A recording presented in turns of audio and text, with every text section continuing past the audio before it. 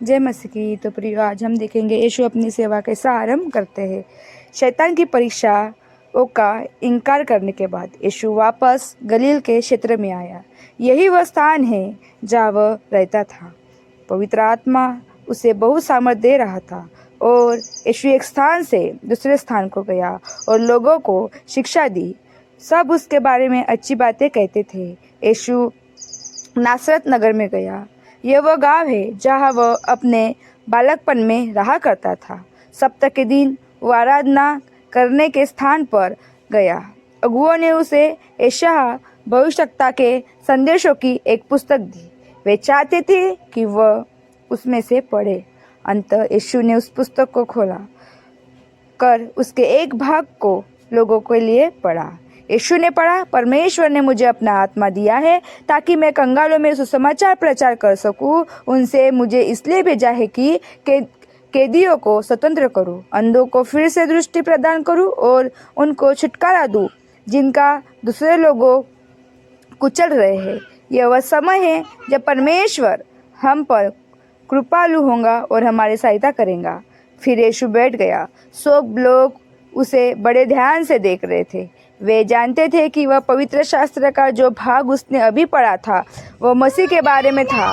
यीशु ने कहा, जो बातें मैंने अभी तुम्हारे लिए पढ़ी है वे इस समय घटित हो रही है। सब लोग चकित थे। उन्होंने कहा, क्या यह यूसुफ का पुत्र नहीं है? तब यीशु ने कहा, यह सच है कि लोग किसी ऐसे भविष्यवक्ता को कभी स्वीकार नहीं करते जो उनके नगर में पला बड़ा हो। एलिया भविष्यवक्ता के समय में इज़राइल में बहुत सी विधियाँ थी, परंतु जब 3.5 वर्ष तक बारिश नहीं हुई तो परमेश्वर ने एलिया को इज़राइल में किसी विधवा की सहायता करने के लिए नहीं भेजा। इनके बजाय उसने एलिया को किसी अन्य देश को विधवा के पास भेजा। यीशु ने कहा, जारी रखा।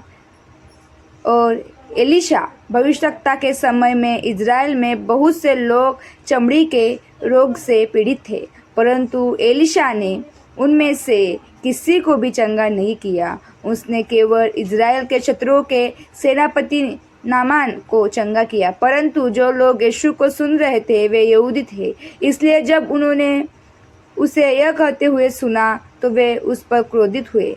नासरत के लोगों ने यीशु को पकड़ लिया और उसे आराधनालय के स्थान से घसीटकर बाहर ले गए। वे उसे मार डालने के लिए नीचे फेंकने को एक चट्टान के सिर पर ले गए, परंतु यीशु भीड़ में से निकल गया और नासरत नगर को छोड़कर चला गया। फिर यीशु सारे गलील के क्षेत्र में गया और बड़ी भीड़ उसके पास आई। वे ऐसे बहुत से लोगों को लेकर आए जो बीमार और विकलांग थे। उनमें से कुछ देख, चल, सुन या बोल नहीं सकते थे और यीशु ने उनको चंगा किया। इसके अलावा बहुत से ऐसे लोग यीशु के पास लाए गए जिनमें दुष्टात्मा थी। यीशु ने दुष्टात्माओं को उनमें से निकाल जाने का आदेश दिया और दुष्टात्माओं को अक्सर चिल्लाई, तू परमेश्वर का पुत्र है। भीड़ के लोग चकित होते थे और वे परमेश्वर की स्तुति करते थे। फिर यीशु ने अपने शिष्यों में से 12 पुरुषों को चुना कि वे उसके विशेष प्रतिनिधि बने। उसने उनको अपने प्रेरित कहा। उन प्रेरितों ने अपने साथ यात्रा की और उनसे शिक्षा प्राप्त की।